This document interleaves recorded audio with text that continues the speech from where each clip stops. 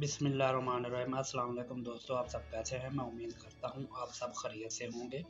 मेरी दिली दुआ है अल्लाह ताला आप सबको हमेशा अपनी ईमान में रखे और अपनी रहमत के साए में रखे। दोस्तों, आपके साथ 70,000 मुर्दों के ज़िंदा होने का वाक़या शेयर कर रहा हूँ।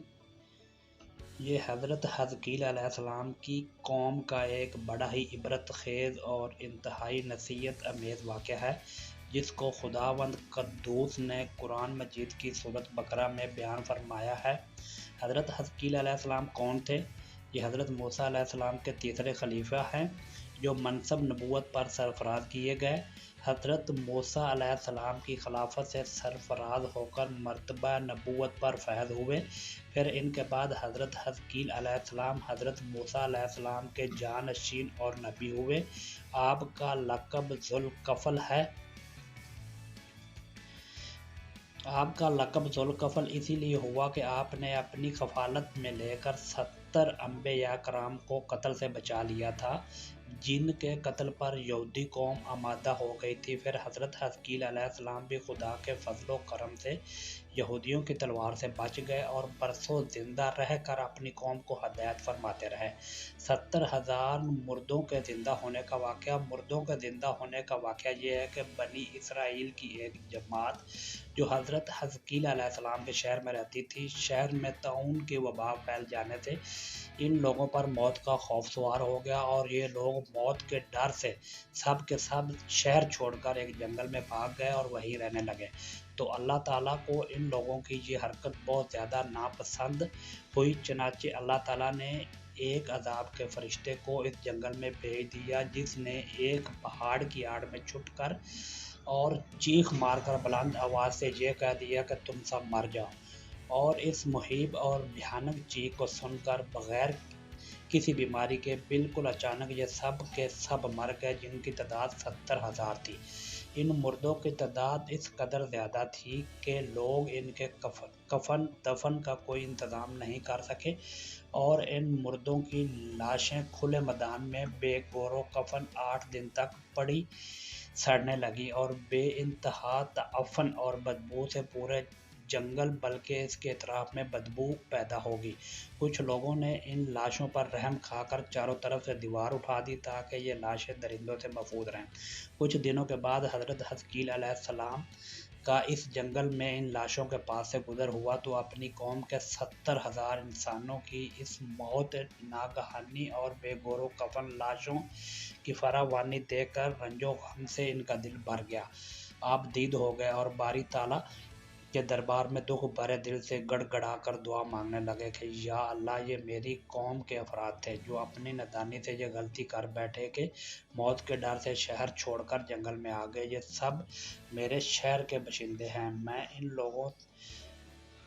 इन लोगों से मुझे उनस था और ये लोग मेरे दुख सुख के शरीक थे। अफसोस कि मेरी कौम हलाक होगी और मैं बिल्कुल अकेला रह गया। ऐ मेरे रब, ये वो कौम थी जो तेरी हमद करती थी और तेरी तौहीद का ऐलान करती थी और तेरी किबरियाई का खुतबा पढ़ती थी।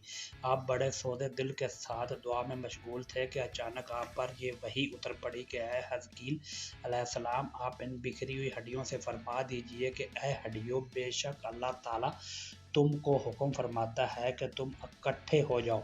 यह सुनकर बिखरी हुई हड्डियों में हरकत पैदा हुई और हर आदमी की हड्डियां जमा होकर हड्डियों के ढांचे बन गए। फिर ये वही आई कि हज़कील अलैहिस्सलाम, आप फरमा दीजिए कि हड्डियों, तुम को अल्लाह का ये हुक्म है कि तुम गोश्त पहन लो। ये कलाम सुनते ही फ़ौरन हड्डियों के ढांचों पर गोश्त पोस्त चढ़ गए। फिर तीसरी बार ये वही नाज़िल हुई कि हज़कील, अब ये कह दो कि ए मर्दो खुदा के हुक्म से ए मुर्दो खुदा के हुक्म से तुम सब उठ खड़े हो जाओ। चनाचे आपने यह फरमा दिया तो आपकी ज़बान से ये जुमले निकलते ही 70,000 लाशें दम दम ज़दन में नागहां ये पढ़ते हुए खड़ी होगी कि सुबहानक अल्लाहुम्मा व बिहम्दिका ला इलाहा इल्ला अंता। फिर ये सब लोग जंगल से रवाना होकर अपने शहर में आकर दोबारा आबाद हो गए और अपनी उम्रों की मुद्दत भर जिंदा रहे। लेकिन इन लोगों पर इस मौत का इतना निशान बाकी रहा कि इनकी औलाद के जिस्मों से सड़ी हुई लाश की बदबू बराबर आती रही। लोग जो कपड़ा भी पहनते थे वो कफन की सूरत में हो जाता था, और कब्र में जिस तरह कफन मैला हो जाता है ऐसे ही मैलापन इनके कपड़ों पर नमूदार हो जाता था। चनाचे ये अजीबो गरीब वाक़या कुरान मजीद की सूरत बकरा में खुदावंद कद्दूस ने इस तरह बयान फरमाया है। तर्जमा: ए महबूब, क्या तुमने देखा था कि इन्हें जो अपने घरों से निकले और हज़ारों थे मौत के डर से, तो अल्लाह ताला ने इनसे फरमाया मर जाओ, फिर इन्हें जिंदा फरमा दिया। बेशक अल्लाह ताला लोगों पर फजल करने वाला है, मगर अक्सर लोग नाशुक्र हैं। पारा नंबर 2 सूरत बकरा की आयत नंबर 243। दरस हदायत: बनी इसराइल के इस वाक़े से मुदर्जा झैल हदायत मिलती हैं। आदमी मौत के डर से भाग कर अपनी जान नहीं बचा सकता, लिहाजा मौत से भागना बिल्कुल बेकार है। अल्लाह ताला ने मौत मुकर्रर फरमा दी है, वो अपने वक़्त पर ज़रूर आएगी। ना एक सेकंड अपने वक़्त से पहले आ सकती है, ना एक सेकंड बाद आएगी। लिहाजा बंदों को लाज़म है कि रज़ा इलाही पर राज़ी रहकर साबर और शाकर रहें, और ख्वाह कितनी ही वबा फैले या इंसान का रन पड़े, इत्मीनान और सुकून का दामन अपने हाथ से ना छोड़ें, और ये यकीन रखें कि जब तक मेरी मौत नहीं आती मुझे कोई नहीं मार सकता, और ना मैं मर सकता हूँ। जब मेरी मौत आ जाएगी तो मैं कुछ भी करूँ, कहीं भी चला जाऊँ, भाग जाऊँ या डट के खड़ा रहूँ, मैं किसी हाल में बच नहीं सकता। इस आयत में ख़ास तौर पर मुजाहिदीन को हदायत की गई है कि जहाज़ से गुरेज़ करना या मैदान जंग छोड़कर भाग जाना हरगिज़ मौत को